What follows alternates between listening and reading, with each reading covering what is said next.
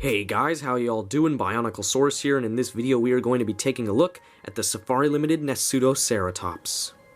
So originally for this video I was actually going to be reviewing the Safari Limited Tapejara, a recent addition relatively to my collection and something that I was quite excited to talk about, but I sort of ran out of time to do proper research on Tapejara, and the fact is, when we're talking something like a pterosaur, something that's not a non-avian dinosaur, I am going to have to research it if I'm going to have any intelligent opinions to share about the accuracy or really just anything about the actual toy or model.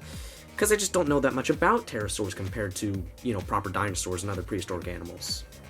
So because I ran out of time to research and because I'm just not going to feel very confident about talking about the Tapejara, we are going to be taking a look at one of my all-time favorite ceratopsian figures that, of course, portrays my favorite ceratopsian.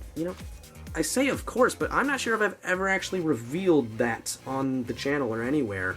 But yes, for those who don't know, which now that I think about it, is pretty much, I guess would be everyone, because I don't think I've ever specifically stated it. But yes, my favorite ceratopsian, probably my favorite marginocephalian, is in fact Nasutoceratops. I absolutely love this guy. So without further ado, let's take a closer look. I'm very excited to talk about this particular model. The way this figure looks overall is really nice in my opinion. The pose especially is very fluid and natural, and overall this comes across as just a very realistic looking figure and really does look like an animal walking and interacting with an environment. Of course you have to imagine that environment, but still he's not just in some stiff pose and he's not boring looking. He really just looks active and alive, and they've really captured something with this particular figure, I think. The color scheme is simple, but I think it definitely gets the job done, and personally I quite like the contrast between this medium gray and this very pale yellow. It would have been nice to see some quills along the back and tail, but since we don't really know for sure yet if all ceratopsians really possessed quills or spines, I can't really fault them for not including that. So, for overall appearance, I give this figure an A. To start off talking about detail, I'm actually going to start with a little bit of a negative. In my opinion, the paint job is very lackluster and very undetailed and just feels incredibly simplistic and almost like this figure is unfinished. As you can plainly see, that gray, I'm almost confident, is not painted on. This gray color that covers almost the entire model, I'm almost sure that that is actually the color of the plastic that this figure is molded in. I could be wrong, but even if it's not, it's still one monotone shade. Same with the yellow, it's all pretty much one shade, and while it's well applied for what it is, none of the patterns are particularly complex, and there's just, well, with the exception of the head, there's just no nice fading in and out of the yellow and the gray. All the transitions between the two colors are very stark. The only real detail in the paint application that I can find is this slight bit of dry brushing of light gray on some of the legs.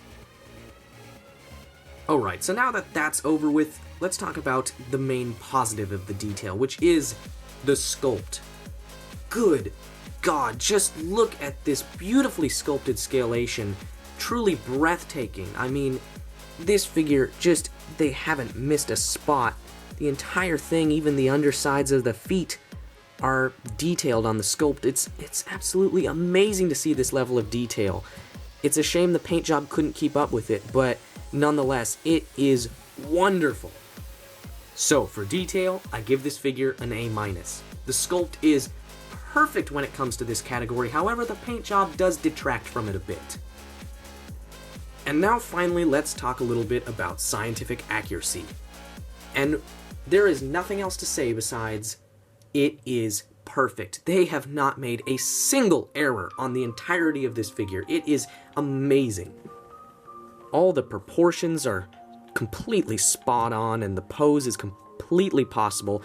And there's no overstretching of any limbs. There's no obnoxious bending in the tail. At least no more than there should be. They haven't messed up the feet at all. There are the correct number of toes and hooves and all that, which is a common detail often done incorrectly on a lot of figures.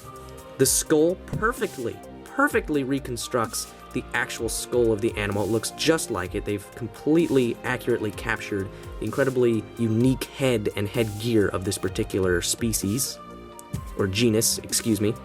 Overall, I mean, there's just nothing else to say other than that. I mean, they haven't made any mistakes. So, for accuracy, I give this figure an A+.